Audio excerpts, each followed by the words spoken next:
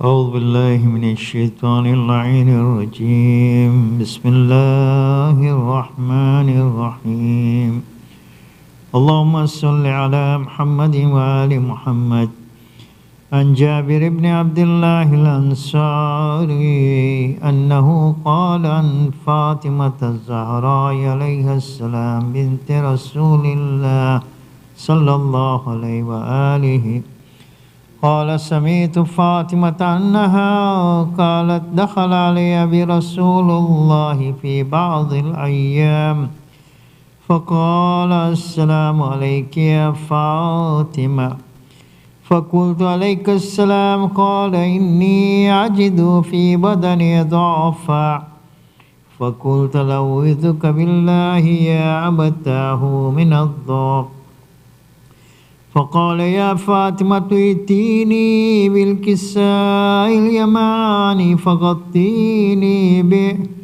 فأتيت بالكساء اليماني فغطيته به وصرت أنظر إليه وإذا وجهه يتلألأ كأنه البدر في ليلة تمامه وكماله فما كانت إلا ساعة وإذا بولدي الحسن عليه السلام قد أقبل وقال السلام عليك يا أماه فقلت عليك السلام يا قرة عيني وثمرة فؤادي فقال يا أماه إني أشم عندك رائحة طيبة كأنها راية جدي رسول الله فقلت نعم إن جدك تحت الكساء فأقبل الحسن نحو الكساء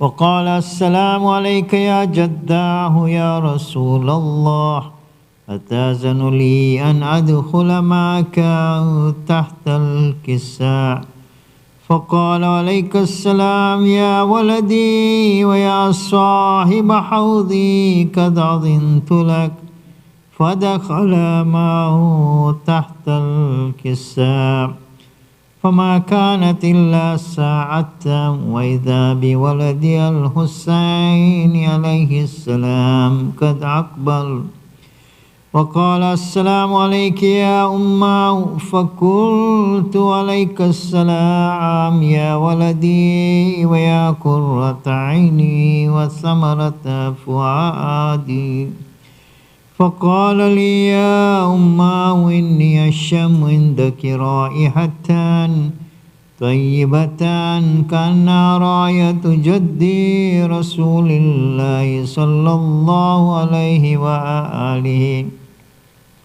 فقلت نعم إن جدك وأخاك تحت الكساء فدنا الحسين عليه السلام نحو الكساء وقال السلام عليك يا جداه السلام عليك يا من اختار الله أتأذن لي أن أكون معكما تحت الكساء فقال عليك السلام يا ولدي ويا شافي أمتي قد أذنت لك فدخل معهما تحت الكساء فأقبل عند ذلك أبو الحسن علي بن أبي طالب وقال السلام عليك يا بنت رسول الله فقلت عليك السلام يا أبا الحسن ويا أمير المؤمنين فقال يا فاطمة إني أشم عندك رائحة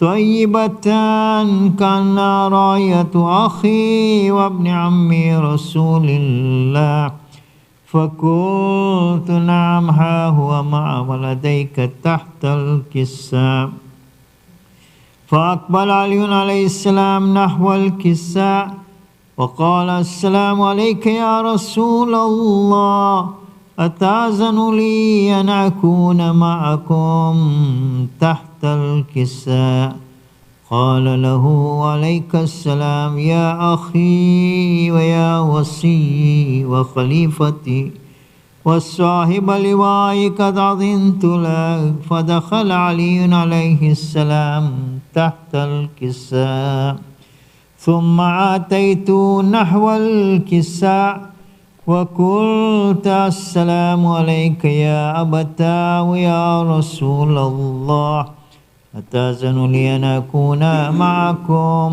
تحت الكساء؟ قال عليك السلام يا بنتي ويا بضعتي قد أذنت لك. فدخلت تحت الكساء، فلما اكتملنا جميعا تحت الكساء أخذ برسول الله صلى الله عليه وآله بطرف الكساء وأومى بيد اليمنى إلى السماء وقال اللهم إن هؤلاء أهل بيتي وخاصتي وحامتي، لحمهم لحمي ودمهم دمي، يؤلمني ما يؤلمهم ويحزنني ما يحزنهم. أنا حرب لمن حاربهم وسلم لمن سالمهم وعدو لمن عاداهم ومحب لمن أحبهم. إنهم مني وأنا منهم، فاجعل صلواتك وبركاتك ورحمتك وغفرانك ورضوانك علي وعليهم، وأذهب عنهم الرجس وطهرهم تطهيرا. فقال الله عز وجل يا ملائكتي ويا سكان السماوات إني ما خلقت السماء مبنية ولا أرضا مدحية ولا قمرا منيرا ولا شمسا مضية ولا فلكا يدور ولا بحرا يجري ولا فلكا يسري إلا في محبة هؤلاء الخمسة الذين هم تحت الكساء. فقال الأمين جبرائيل يا ربي ومن تحت الكساء؟ فقال عز وجل هم أهل بيت النبوة ومعدن الرسالة، هم فاطمة وأبوها وبعلها وبنوها. اللهم صل على محمد وآل محمد. فقال جبرائيل يا ربي أتأذن لي أن أهبط إلى الأرض ليكون معهم سادسا؟ فقال الله نعم قد أذنت لك. فهبط الأمين جبرائيل وقال السلام عليك يا رسول الله.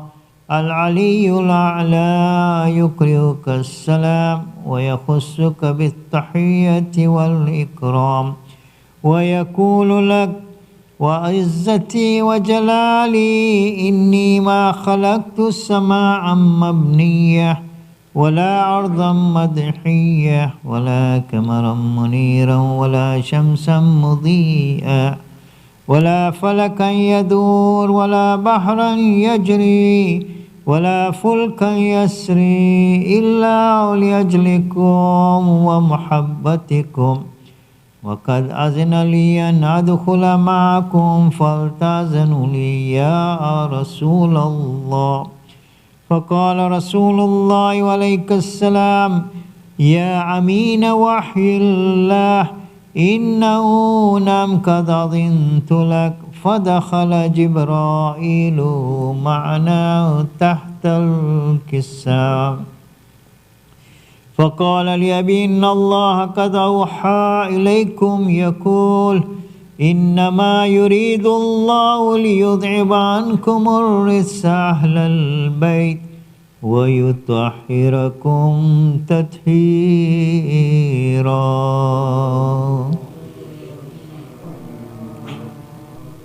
فقال علي عليه السلام لأبي يا رسول الله أخبرني ما لجلوسنا هذا تحت الكساء؟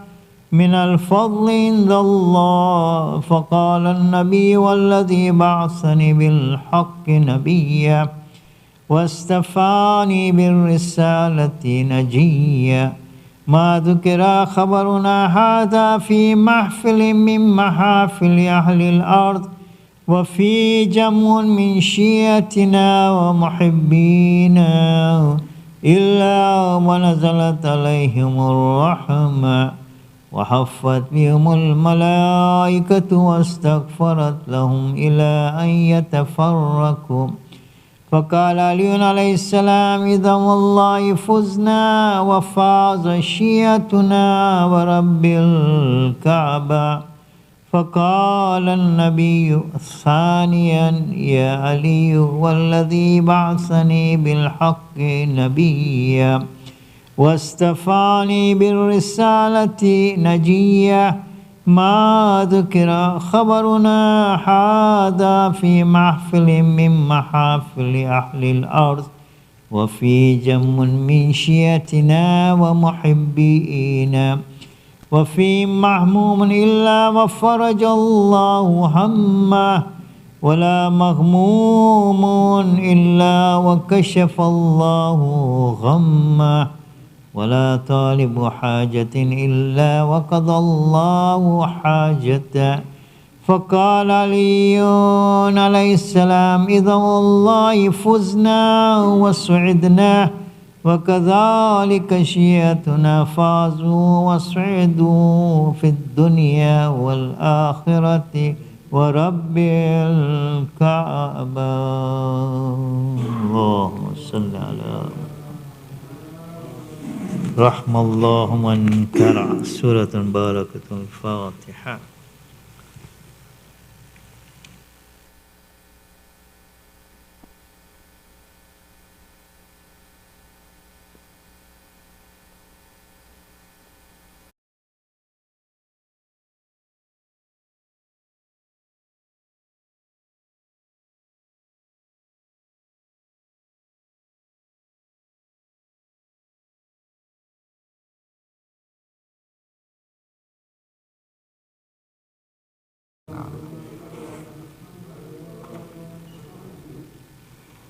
Najaf की जो गलियों में जाना हुए दिल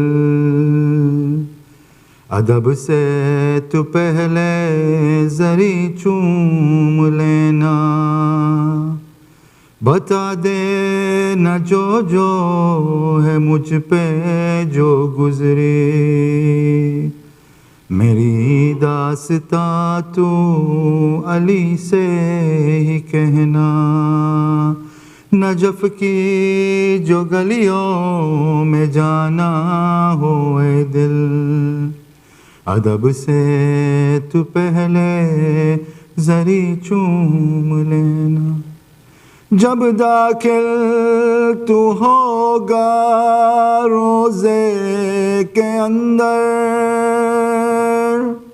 जरी को पकड़ कर दो आंसू बहाना नजफ के शहनशाह तुम फरियाद सुन लो मेरी काश्ती मौला किनारे लगाना नजफ की जो गलियों में जाना हुए दिल अदब से तू पहले जरी चूम लेना तबाही ने मुझ पे जो गिरा है डाला सभी ने फिराया है मुँह मुझसे मौला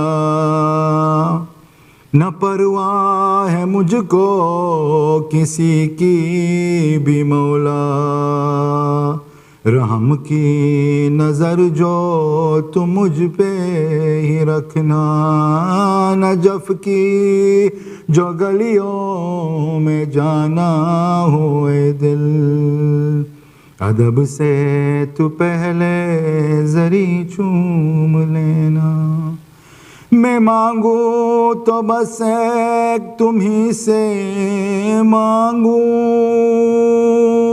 झुकाना न मुझको किसी के भी आगे।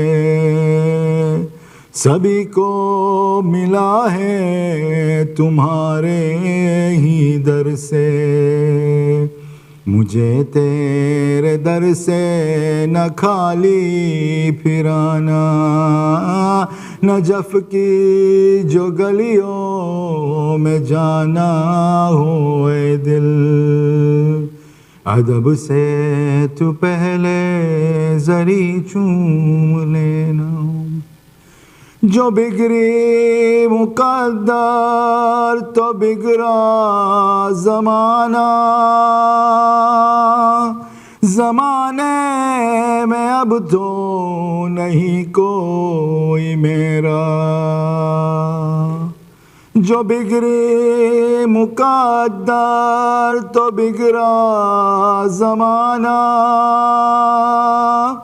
ज़माने में अब तो नहीं कोई मेरा। सुबह शाम मौला है सबकी ये फरियाद, अदब से तू पहले कदम चूम लेना। नजफ की जो गलियों में जाना हो ए दिल, अदब से तू पहले जरी चूम लेना। बता देना जो जो है मुझ पे जो गुजरी, मेरी दास्ता तू अली से ही कहना। मोहम्मद वाल मोहम्मद सल्लल्लाहु।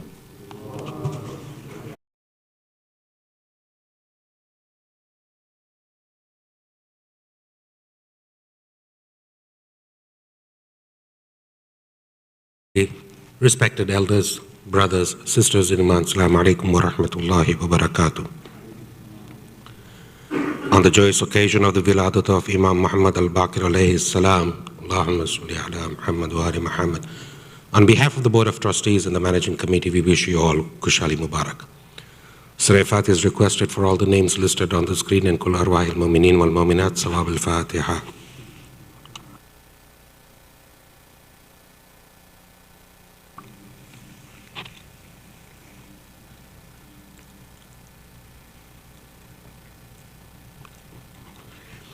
Ayat-e Yujibun is requested for all the names listed on the screen and whoever is in need of it here and elsewhere. Let us all recite it together. Bismillahir Rahmanir Rahim. Amman yujibul mustarra idha da'ah wa yakshifu su. Amman yujibul mustarra idha da'ah wa yakshifu su. أمن يجيب المضطر إذا دعاه ويكشف السوء أمن يجيب المضطر إذا دعاه ويكشف السوء أمن يجيب المضطر إذا دعاه ويكشف السوء. اللهم صل على محمد وآل محمد. Now let us invite Sayyid to come forward and recite tonight's majlis. Para Muhammad ibn Ali Muhammad Salawat.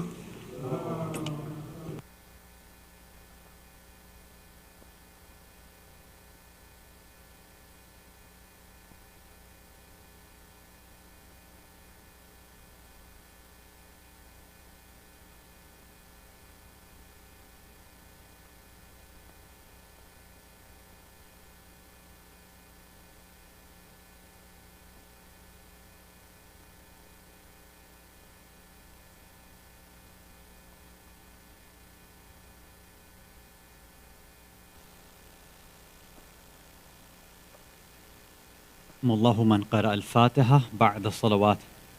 اللهم صل على محمد وعلى آله محمد.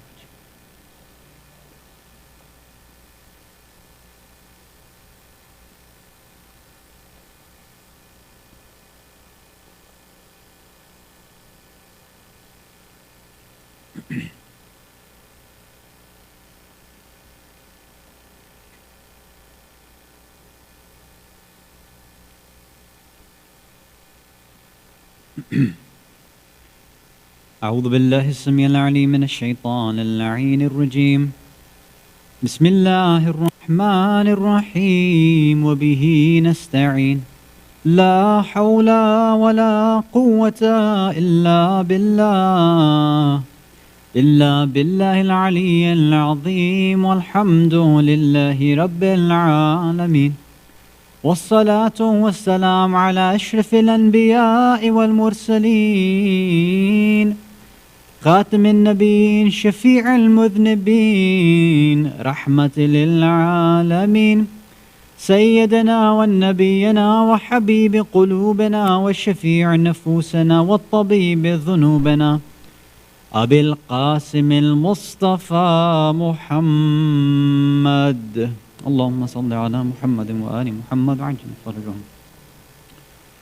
ثم الصلاة والسلام والتحية والإكرام على أهل بيته الطيبين الطاهرين المعصومين المظلومين المنتجبين المكرمين الخيرين الفاضلين السيدين الصادقين لا سيما بقية الله في الأرضين روحي وأرواح العالمين للترى بمقدمه الفداء الذين أذهب الله عنهم رجسا وطهرهم تطهيرا. اللهم صل على محمد وآل محمد وعجل فرجهم. ولعنة الله على أعدائهم أجمعين من الأولين والآخرين إلى قيام يوم الدين. أما بعد. صلوات على محمد وآل محمد. اللهم صل على محمد وآل محمد. Mu'mineen, mu'minat, brothers and sisters in Islam and Iman, Assalamu alaikum wa rahmatullahi wa barakatuh.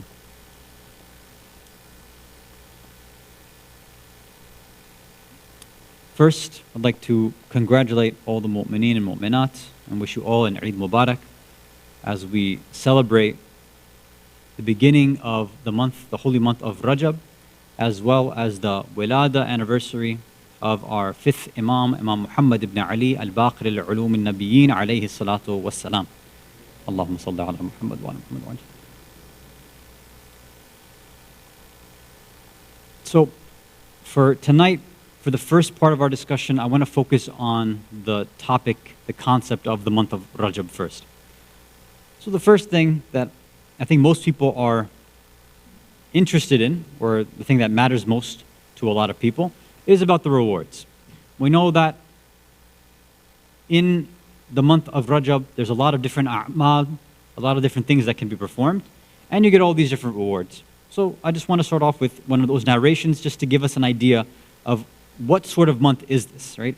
And we hear, oh, this month is good, it has these qualities, but sometimes it helps us get in the mindset, right, to get ready for the holy month. When we hear from the kalam of the Ahlul Bayt, what exactly is in store for us in this holy month. So this narration is attributed to our seventh Imam, Imam Musa al-Kadhim alayhi salatu wassalam. Allahumma salli ala Muhammad wa ala Muhammad. And so he's reported to have said in Sayyid ibn Tawus's Thawab al-A'mal, he says, قال رجب شهر عظيم. Rajab is a great, amazing month. يضاعف الله فيه الحسنات. Allah doubles all of the hasanat that you do. Any good things you do, Allah will double the rewards. وَيَمْحُ فِيهِ السَّيِّئَاتِ. And any sayya, any evil, any bad thing you do, Allah will erase it, He'll cancel it. Now, that's not free reign to do whatever you want, but if you do it, and inshallah you do istighfar, then it'll be erased. And then he gives the specific ibadat. وَمَنْ صَامَ يَوْمًا مِنْ رَجَبٍ. Whoever fasts, even for one day in this month, تَبَاعَدَتْ عَنْهُ النَّارِ مَسَيْرَةَ سَنَةٍ. That person will be kept away from hellfire for 1 year. Meaning there's going to be 1 year gap between you and hellfire. So when it comes to next year, then you're back to where you started maybe, right? If you haven't done anything else throughout the year. And then if Rajab comes again, and you fast one more day, then you have another year away from hellfire. Then he adds, وَمَنْ صَامَ ثَلَاثَةَ أَيَّامٍ. If you fast for 3 days. All right, so 1 day, then you get a year off from hell. 3 days, then what? وَجَبَتْ لَهُ الْجَنَّةِ. Then Jannah becomes wajib for you. So now we know. We've heard these kind of things before. They sound awesome. It sounds great. But we always know that, is there some sort of catch? Is there a caveat, right? Anybody who does this stuff, 1 simple fast and that's it. 3 fasts and all of a sudden, we get to heaven? Well, yes and no. That topic I don't want to completely go into right now. There's something else that I wanted to talk about first. And that's going to tie into our discussion as we move on. The first is the actual name of the holy month of Rajab, meaning the meaning of the word Rajab, and the other types of names that it has as well. And when we look at that, from one of the narrations that we'll bring, we'll see perhaps some of the other qualities that an individual who wants to be from the Rajabiyun, those who understand the month of Rajab, what else do you have to do besides fast or reciting all these things? Is there anything else that we have to keep in mind? Or maybe even something else that normally we don't keep in mind at all in the month of Rajab, and then of course the month of Sha'ban, and then Ramadan. Something else that we should start getting ready for right now, which will make our month of Rajab much better. So, there's many names for the month of Rajab. There's 2 very famous names as well.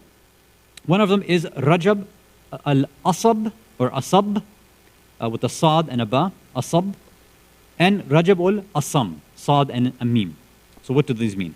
So literally it's Rajab, the month of Asab, meaning it's the month of flowing, right? Like a downpour, pouring. And Rajab al-Asam is the deaf month, or the month of being deaf. Okay, that sounds very, very strange. What does that mean?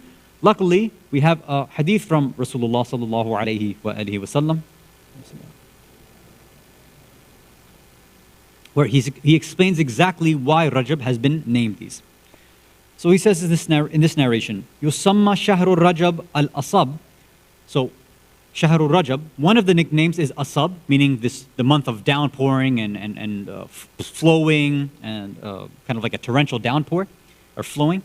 Why is it named that? لأن الرحمة تصب على أمتي فيه صبا. Because Allah's rahmah pours down. It flows down. And there's like a torrential downpour of Allah's mercy in this holy month. So if we're going to, let's say, translate it for contemporary language, we would say that this is the month where Allah makes it rain, right? Literally, right? With His mercy, of course. Then the second name, وَيُقَالُ الْأَصَمْ. So, okay, that was why it's the month of downpour. Why? Because Allah's making it rain with His rahmah, right? All of His mercy is descending and pouring down in this month. That's why it's called the month of, flowing and downpour. But why is it called the deaf month? D-E-A-F, deaf. Why? وَيُقَالُ أَصَمْ. Why? لِأَنَّهُ نُهِيَ فِيهِ عَنِ الْقِتَالِ الْمُشْرِكِينَ. Why? Because it's been forbidden in this month to kill mushrikeen.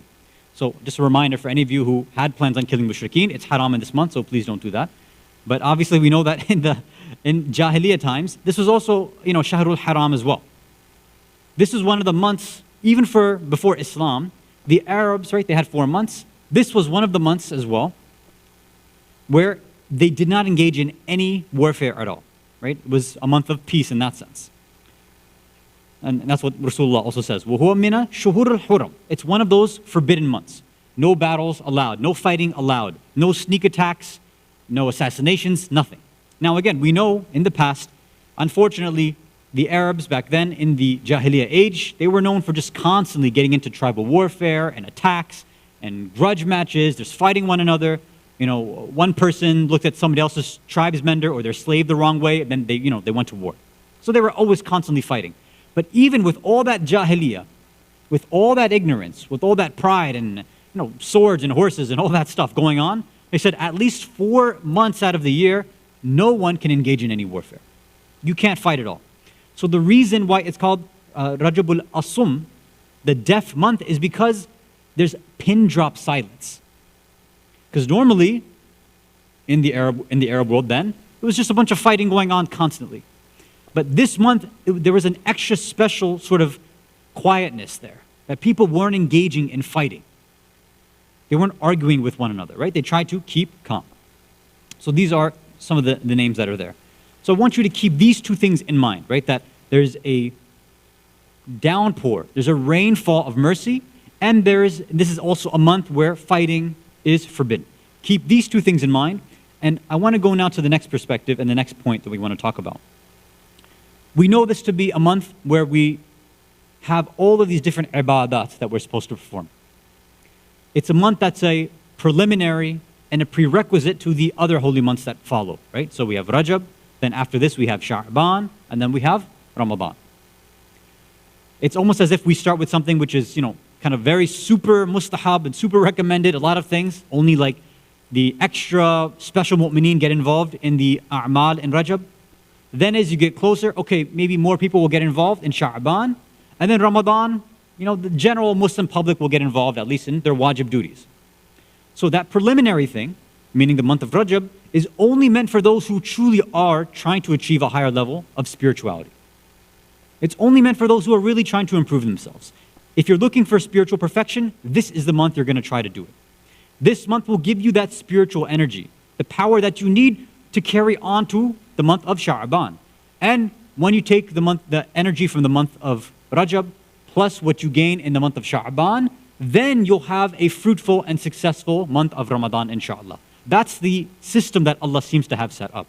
And each of the months has its own specific khususiyat and characteristics and traits. Now normally, when we think about the ibadat that are supposed to be performed, right? For example, next week, many of you will be participating in the a'mal of Laylatul Raghaib. Right? There's a'mal on the first night for basically every month, but very specifically, there's a'mal for the first night of this month. On the 13th, 14th, 15th, on the 10th, every single night, there's something. The famous dua that's recited after every wajib prayer, right? There's tons of things. You can recite Surah Qadr this many times and La ilaha illallah this many times. You're all welcome to look into Mafatih, duas.org, wherever you grab your information from. And you'll see that there's a huge list, a huge grocery list of to-do things in Rajab.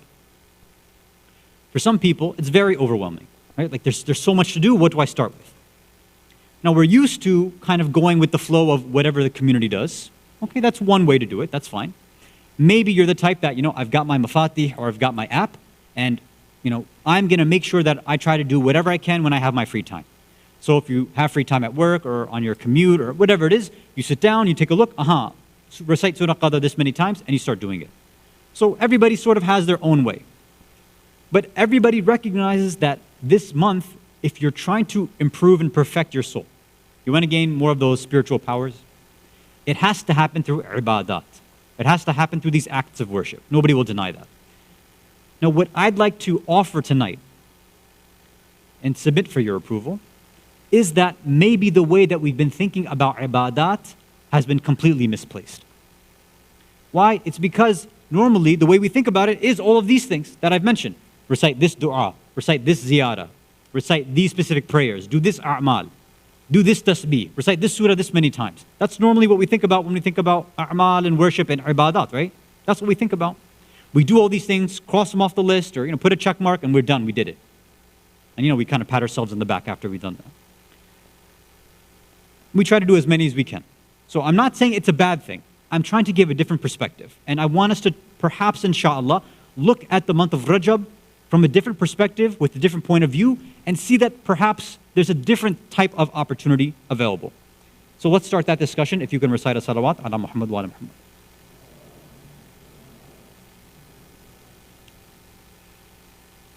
Okay. So I want to say something controversial, as I usually do. All of these things that I mentioned before, right? Somebody, who's going to recite, let's say, after you've seen the hilal, you've seen the crescent, there's a dua to recite. There's a ghusl. There's a special salat to recite. Laylatul Raghaib. You do all of those things. Now, other people might say, MashaAllah, that's great. You did all of these things. That's so great. You fasted on all these days. Wonderful. So what I'll say, in a very controversial kind of in-your-face manner, is that this sort of ibadat is the ibadat and worship of amateurs. This type of worship is the worship of rookies. These types of actions and performances and a'mal and all of you're doing, they're great, but it's for people at a bottom level, a very simple level. You might say, but reciting all this stuff, it takes a lot of time. Yeah, I'm sure it does. But here's the factor, here's the key. The key is that the only thing that's involved in this ibadah is who? It's just you. There's nobody else involved in this. It's just you reciting that dua after Fajr and Dhuhr, Asr, Maghrib, and Isha, right? Where you're, for those of you who have a beard and are grabbing and doing all that. That's you reciting it, nobody else. If you do the a'mal of Laylatul Raghaib, even if, for example, you do it with some virtual a'mal program, whatever, you have to recite everything yourself, right? It's a mustahab salah. You can't recite it in jama'ah. It's you reciting everything. You want to recite La ilaha illallah this many times, that's you doing it. You want to recite the surah whatever times, that's you doing it. You want to fast, that's you. All this stuff is your own personal ibadah. Nobody else is involved. That is a very simple bottom level of worship. Now let me give an analogy, right? It's funny because some people will use this and say that that makes something very difficult. You know, I have a lot of, we know that in the community, there's been this newfound interest in golf, right? A lot of community members are playing golf. You know, it's good for them. And so a lot of them have been, trying to tell me how amazing it is and how tough it is. It's the best sport that's out there. It's very difficult. It's very spiritual, as some try to describe it. And how do they describe it as spiritual? They say, look, because you're playing against yourself. There's nobody else there. It's just you, focus, your attention, all this, and that's it. Nobody else is involved there. So that's how they try to make it seem like it's so, incredibly difficult, better than everything else, more spiritual and whatever. I said, okay. So that's what makes golf so incredibly difficult, is that there's nobody else there. So you're telling me that that's what makes MMA and boxing so easy. It's because somebody else is trying to punch you in the face. That's what makes it really easy, right? And that's what makes football really easy, is because there's a 300-pound guy trying to knock you out. That's the logic you have? Is that because you're doing it by yourself, that's what makes it very difficult? No. When there's somebody in your face confronting you, when there's conflict, when there's somebody there to stop you and to hinder your performance, that's what makes something difficult. Not just you versus yourself. When it's you versus yourself with somebody else involved, now you've got another thing to deal with, another variable, another element. This type of ibadah is when you take it up a notch. This type of ibadah is for those who want to go beyond level one, who want to go beyond the superficial type of acts of worship. And this is why the more difficult ibadah and worship, the more powerful acts of worship, the more beneficial ones are what? Is when you have to deal with other people. That's why in this holy month, in this month of Rajab, besides, and I'm not saying don't do all these ziyarat and a'mal and recitations, do all that. That's great. If you want to do it, do it. But what we should try to focus on in this holy month is trying to mend and improve our relationships with other individuals, specifically our family, friends, and community members. Salawat ala Muhammad wa ala Muhammad.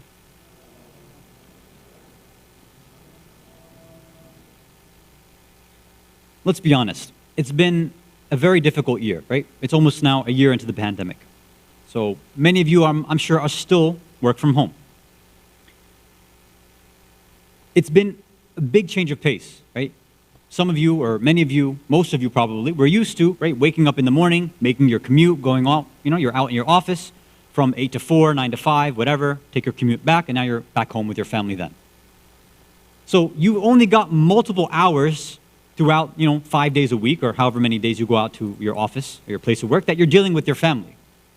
Now that we've been home with our families constantly, as many of you have seen the statistics, right? Divorce rates have gone up, fights have gone up. Luckily for anybody who's been in the marriage counselor or therapy business, they can increase their rates, and they've been getting a lot of business, which is not the greatest thing, but at least it's good for them, right? Risk has to come from somewhere, so. Think about it. All of you have been, at the most, had to deal with me for what, like 30, 35, 40 minutes a week, right? Every Thursday, you're dealing with me, and you can barely stand that. Imagine me with my wife and 3 kids at home. Do you think they can handle me 24/7 like this? Many of you can barely handle me. Have you seen the feedback that I've gotten? Oh, it's terrible, right? Hair is this, and face is this, and what is he wearing, and what is this? So you can barely handle me for that long. Imagine what my wife and kids have to deal with, right? Very, very difficult. Mending relationships is not an easy thing. Ibadah, it's easy to just recite something by yourself. Nobody's going to come and stop you doing that. Nobody's going to stop you on Laylatul Raghaib from reciting all these a'mal between Maghrib and Isha. Nobody's going to stop you from fasting, generally speaking, right?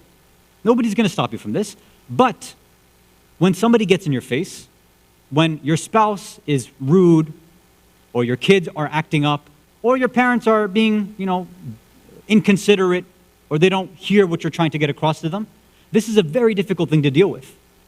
Imagine if we took the time in this holy month that the focus for our ibadat was not about all these other recitations and things like that, but focusing on one of the most important ibadat and acts of worship in Islam, but working, mending relationships, and trying to build a strong connection with our families.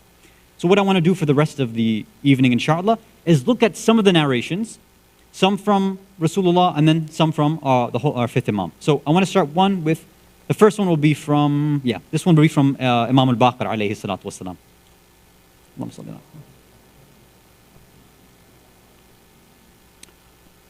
So in this one, he says, ثلاث لم يجعل الله عز وجل لأحد فينا رخصة.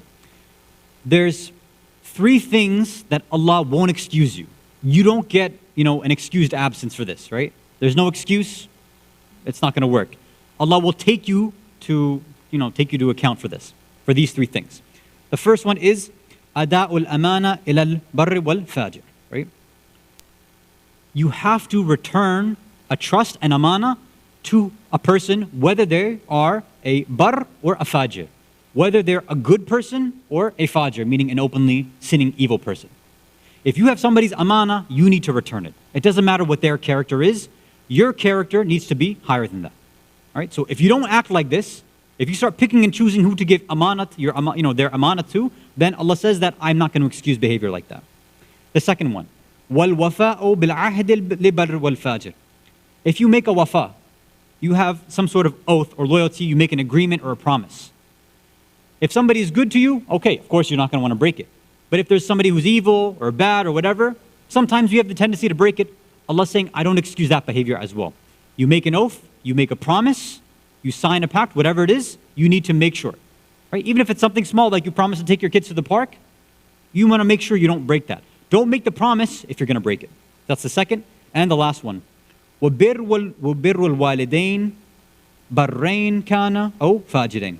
And the third thing that Allah, if you don't do it, will not forgive you, is if you do not act kindly towards your parents, regardless of whether they're good or bad. So these are the three things that if you don't do it, Allah will not forgive you. There is no excuse for this. You have to show kindness. You have to make sure that you are returning an amanat to its owner, that you fulfill your promises to anybody, regardless of their background, and that you are kind to your parents, regardless of whether they are good or bad. So this was a narration from the fifth Imam. Now let's go to one from Rasulullah sallallahu alayhi wa sallam. Allahumma salli ala Muhammad. So whereas the first narration was very specific, right? This was about people, kids treating their parents with love and respect, regardless of how their parents treat them, right? Rasulullah here is trying to give a more general idea. And this is something that comes in both Sunni and Shia books, actually. He says, خَيْرُكُمْ خَيْرُكُمْ لِأَهْلِ. The best of you are those who are the best with their families. Very simple, right? Very simple narration. وَأَنَا خَيْرُكُمْ لِأَهْلِ. And I am the best person in regards of how I treat my family. And we know that Rasulullah obviously had different types of family members. He had people like Bibi Khadija, Bibi Fatima, Abu Talib, Imam Hasan, Imam Hussein, Imam Ali. Right? So he has this type of family, and then certain wives who we can put in a good category, and then certain wives who were conspiring, who were condemned in the Quran and other things. But Rasulullah never changed his kind behavior towards them at all. Right? So in that sense, we say, look, if Rasulullah is giving us an example, no matter who it is, even his own uncles who were trying to murder him during his lifetime, he's still going to them. He's checking how their health is. He's protecting them. He's giving them back their amanat. So no matter what sort of issues we may get into with, again, our parents or our kids or our siblings, and I know it does come up from time to time. I don't think anybody is ever free from, either sibling rivalry or issues with parents or issues with kids or cousins or, the one mamu or chachu who's just like off a little bit, right? We all have that. But the status, the threshold that Rasulullah and Islam has set for us is that, look, it shouldn't don't let their bad character affect you. You should always try to make sure you take the higher road because that's the relationship that that's the model that Rasulullah has left. I'm pretty sure that nobody's relative here has tried to murder them yet. I'm assuming that, right? Nobody can ever claim that. Rasulullah's uncles, they tried to murder him, and yet still he was showing them the utmost respect. Most of us, if our uncles were sick, we would barely check up on them. But Rasulullah, even his, an uncle that's trying to assassinate him, he's checking up on him. So that's that. and let me share maybe two more, and both of these will come again from Imam Muhammad ibn Ali al-Baqir al-Ulum alayhi salatu wassalam.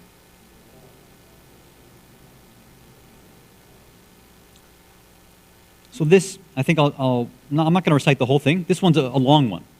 So this one, it says, Arba'un man kunna fihi kamala islamuhu. So there are 4 qualities. If they're within you, if they're within somebody, that means that their Islam is kamil, it's perfect. Right? Because you can have a weak Islam, and you can have a strong Islam, and you can have a perfect level of Islam. So the 5th Imam is saying, if you have these 4 qualities, your Islam is showing that it's perfect. I'm going to skip and go right to the 4th one. The 4th one is what? وَحَسُنَ خُلْقَهُ مَعَ أَهْلِ. A person who doesn't just act nicely with their family, but حَسُنَ خَلْقُهُ. Their manners, their etiquette, their adab, their akhlaq is beautiful. Right? Not just, I can tolerate my brother, I can tolerate my sister, I tolerate my kids or my parents or my spouse. No, whatever I do, I make sure I beautify that action. I make sure it's the best action possible. And there's even a reward mentioned in a separate narration from the 5th Imam as well.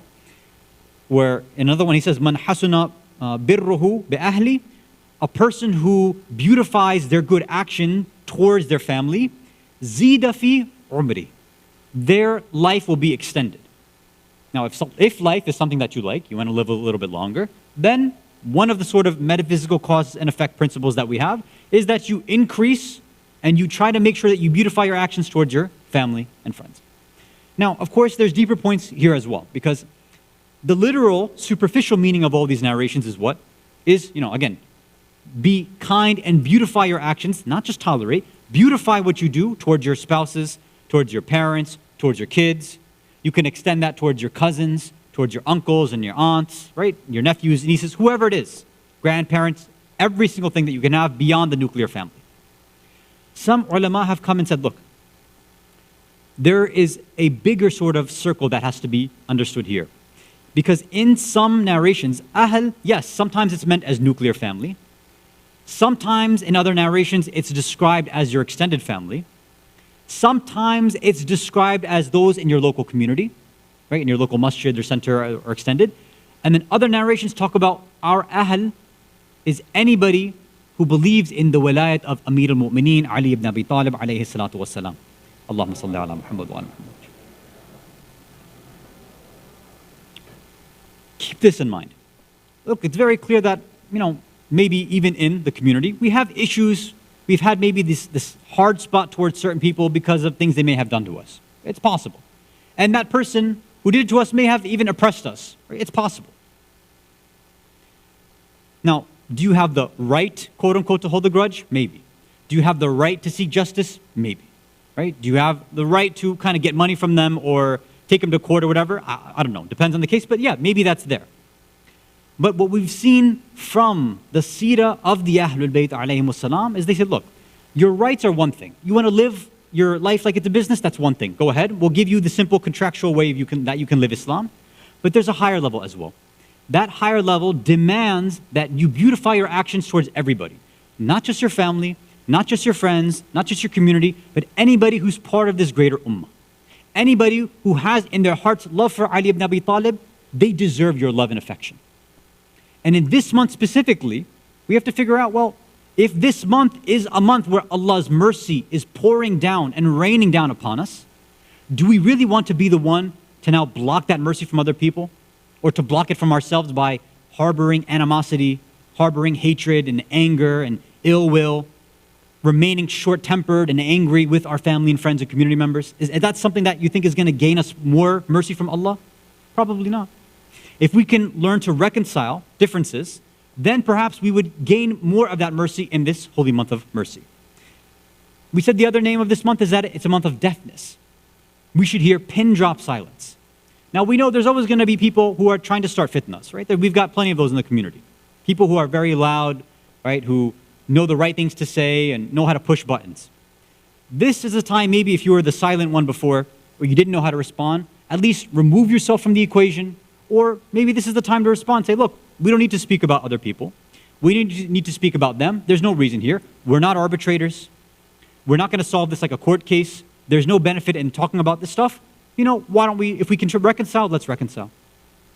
If there's an issue that you've been having with your spouse for a long time, right? You've been experiencing it because of all these issues in COVID, and now some of these characteristics have come out. Well, this is a good time to sit down and say, look, this is not a good situation to have in the home. What can we do to try to improve things? If you've had a broken relationship with your children, sit down with them honestly and figure out, what can I do now? What can I do? Maybe I've messed up in the 0 to 7 phase, 7 to 14, 14 to 21, whatever. I want to improve things. What can we start doing in this holy month that maybe can bring us together? And for, children as well, if you don't feel like your parents have been just with you and you have your reasons, say that, look, nobody wants to have that ill will and harsh relationship with their parents, especially because their parents are the source of that mercy and can be that force that stops them from coming to Jannah, especially if they have a improper relationship, an inappropriate relationship with their mother, right? If their mother is not pleased with the child and they have a good reason, that's very bad. So we always have to make sure that we're improving those relationships. Again, among siblings, try to figure out where we have those issues in our family, within our extended families, in the community, and figure out, you be the bigger person, be the one who wants to manifest God's mercy in this holy month of mercy, be the one who wants to cause the silence and deafness in this month by making sure there's no fitnas, there's no arguments, there's no warfare, none of that at all. Be the one who manifests the true nature of this holy month of Ramadan, of Rajab. Salawat ala Muhammad wa ala Muhammad.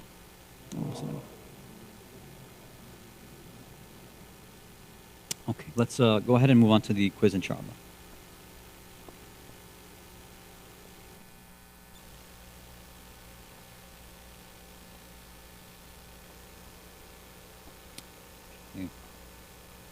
So let's see who's here.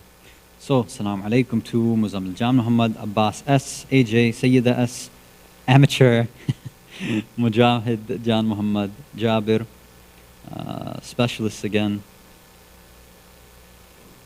I realized, I asked the media team last night why, because I know people normally they try to join in the beginning rather than wait till the end. But because that poll was active before the quiz was active, it stopped people from joining the quiz, right? But normally, as long as there's only a quiz, then you can join right from the beginning. It's because it should always be active and open, right? Okay, let's see. So, Assalamu alaikum to Ra'is, to Communication, Muhammad Abbas, RMJ, Shaq, or if it's for Shakil or Shakil, then I'd say Shaq, Fatima, MMJ, Plato, Z, Hani, Mahmoud, who am I? Mikhail, or Mikhail, Zahra, Bala Hatun, what is that? I don't know what that is. SS, Qambar, Kristaps again. I think I got everybody, right? I got Jessas? Yeah, I got Yusuf Ali. Okay, I think we got enough, right? Let's get started, inshallah. Okay, first, what does Rajab mean? Does it mean to be in awe, to honor, to respect? Does it mean milk? Does it mean river or honey?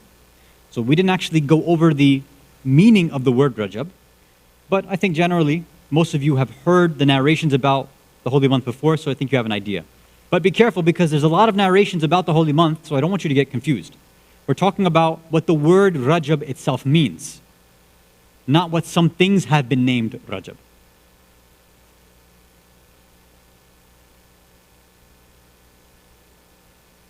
Hasan. So, Rajab itself means to be in awe, to honor and respect, right? And that's tied into the name that people respected one another in this month, right? And that's why it was haram to fight. Because it was haram to fight, they respected these ideas of treaties and they won't fight with one another. So the reason 30% of you said river is because in some narrations it says that there is a river in Jannah called Rajab. So that's a name of a river there, but that's not the meaning of the word Rajab. But nice try. Okay, let's go to number 2. What is the connection between the word Baqara, Baqafra, and the title Al-Baqir? Right? Is it Baqara means cow and Baqir means, or Baqir is somebody who provides knowledge in the same way that a cow provides milk? Baqara means lion, and a Baqir tears apart their enemies like a lion does its prey. Baqara means splitting open and revealing, and a Baqir splits open and reveals knowledge and information, or is it all of the above? So we didn't go over this tonight, but we have gone over this before when, I think on the occasion of the Shahada of the 5th Imam. So this is not new, but I mean, we'll see. We'll see whose memory is good. or who's at least heard these points enough.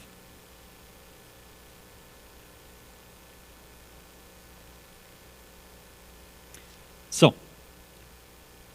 Baqarah can mean cow, Baqarah can mean lion, Baqarah also means splitting open and revealing.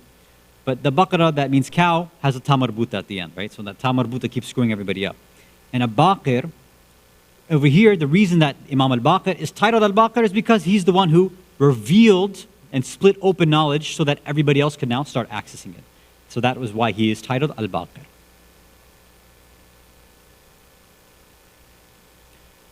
Who gave Imam al-Baqir alayhi salam his title? Allah, Rasulullah sallallahu alayhi wa sallam, Jabir ibn Abdullah rahmatullah alayhi, or Imam al-Sajjad alayhi salam?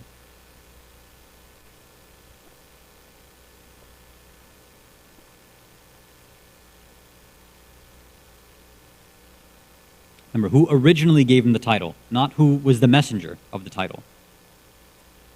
Not who passed it on, but who was the one who gave the name and gave this title.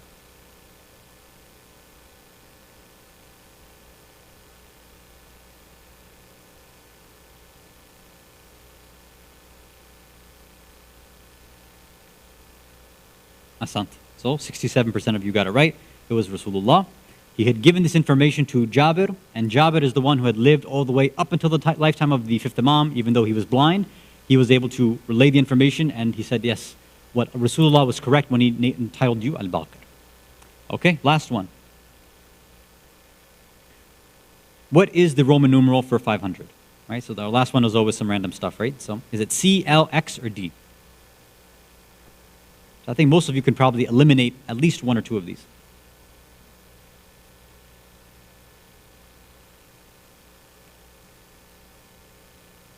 So even myself, I had no idea. I used like the Slido random quiz or question generator, and this came up. I had no clue.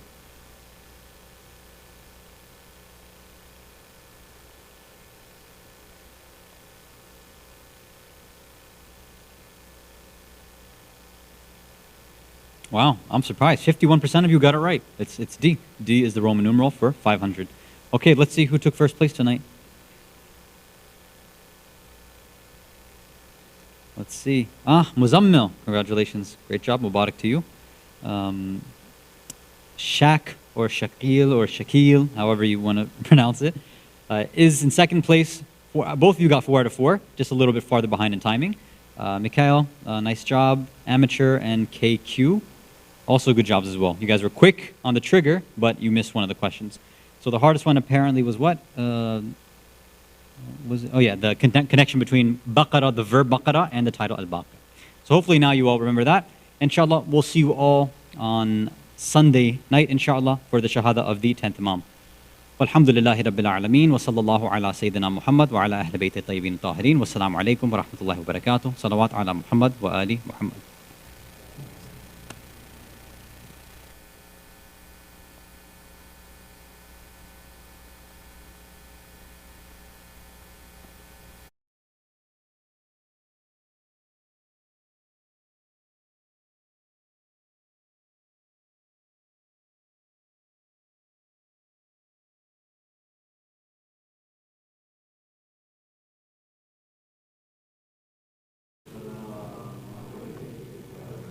محمد وآل محمد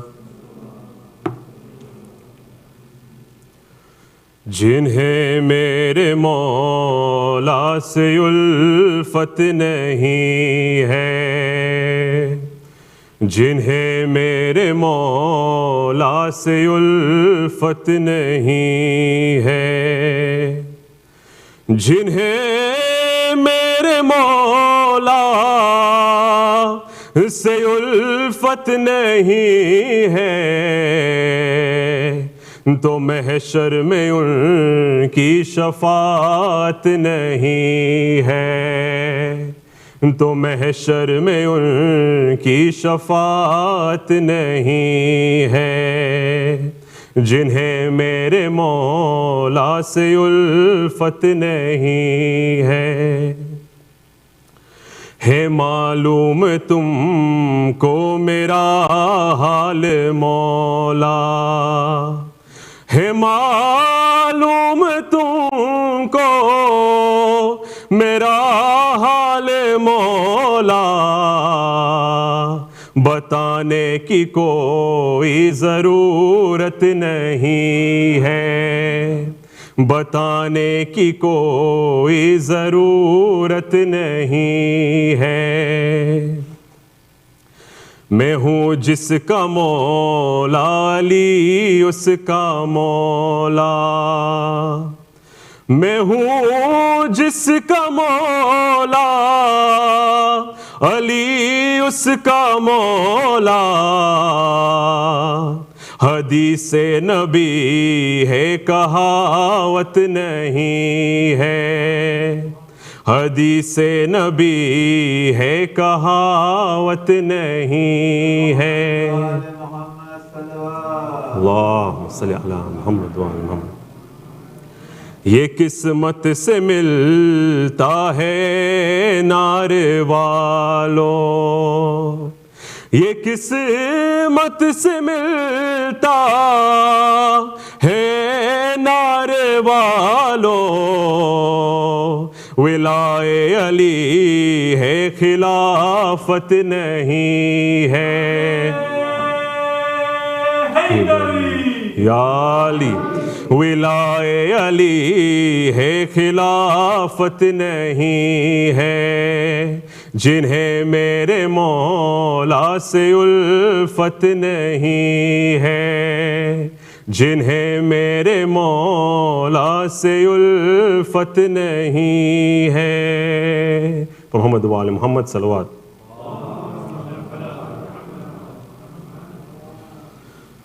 करम मांगता हूँ, दुआ मांगता हूँ, इलाही मैं तुझसे दुआ मांगता हूँ, करम मांगता हूँ, दुआ मांगता हूँ, इलाही मैं तुझसे दुआ मांगता हूँ। अता कर तू शाने करीमी का सदका, दिला दे इलाही रहीमी का सदका। न मांगूंगा तुझसे तो मांगूंगा कैसे, तेरा हूँ मैं तुझसे दुआ मांगता हूँ, करम मांगता हूँ, दुआ मांगता हूँ, इलाही मैं तुझसे दुआ मांगता हूँ। इलाही तुझे वास्ता पंजतन का, हो शादाब गूंचा दिलों के चमन का। ये दामन हमारे मुरादों से भर दे, करम की नजर से दुआ मांगता हूँ, करम मांगता हूँ, दुआ मांगता हूँ, इलाही मैं तुझसे दुआ मांगता हूँ। जो मुफलिस है उनको तू दौलत अता कर, जो बीमार है उनको सेहत अता कर, गरीबों पे तू रहे कर या इलाही, मरीजों की खातिर शिफा मांगता हूँ, करम मांगता हूँ, दुआ मांगता हूँ। इलाही मैं तुझसे दुआ मांगता हूँ। हुआ है न मायूस तेरा सवाली, नहीं तेरे दर से फिरा कोई खाली, नहीं इल्तिजाए कि मेरे ही खातिर मैं सब के लिए भी दुआ मांगता हूँ, करम मांगता हूँ, दुआ मांगता हूँ। इलाही मैं तुझसे दुआ मांगता हूँ। इलाही मैं तुझसे दुआ मांगता हूँ। पर मोहम्मद व आल मोहम्मद सल्लल्लाहु।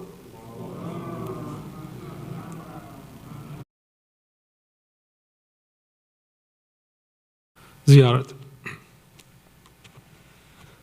السلام عليك يا رسول الله، السلام عليك يا نبي الله، السلام عليك يا أمير المؤمنين، السلام عليك يا فاطمة الزهراء سيدتي نساء العالمين، السلام عليك يا حسن المجتبى، السلام عليك يا أبا عبد الله، وعلى الأرواح التي حلت بفنائك. عليكم مني جميعا سلام الله أبدا ما بقيت وبقي الليل والنهار، ولا جعله الله آخر العهد مني لزيارتكم. السلام على الحسين وعلى علي بن الحسين وعلى أولاد الحسين وعلى أصحاب الحسين جميعا ورحمة الله وبركاته. السلام عليك أئمة المسلمين علي بن الحسين ومحمد بن علي وجعفر بن محمد وموسى بن جعفر وعلي بن موسى ومحمد بن علي وعلي بن محمد والحسن بن علي جميعا ورحمة الله وبركاته. السلام عليك يا حجة الله بن الحسن يا صاحب العصر والزمان سيدي الأمان الأمان الأمان. السلام عليك يا شريك القرآن، السلام عليك يا كعبة الإيمان، السلام عليكم ورحمة الله وبركاته. صلوات.